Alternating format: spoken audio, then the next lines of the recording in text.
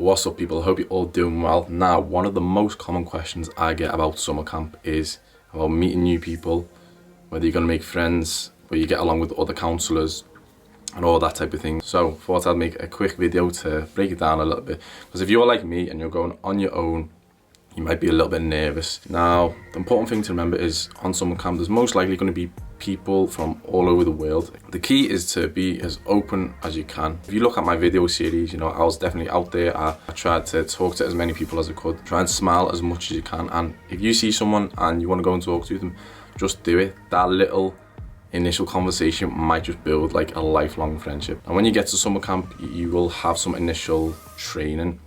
And during my orientation week, which is the training, there was no campers. It allowed us the most time to kind of meet people because you're very close knit, and everyone at that point, all the counsellors are sleeping in the same dorm, so you have plenty of time to get to know everyone. And after that, you will still get to know people as well, even when the campers come.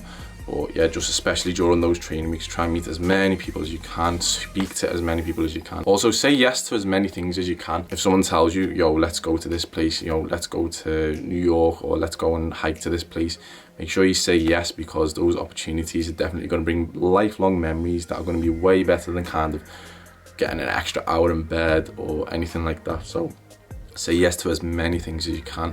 Always be open to meet people, be social. I thought I'd make a video. Hopefully I'll help you guys out. Hope it makes sense, and definitely if you got any more questions, let me know in the comments.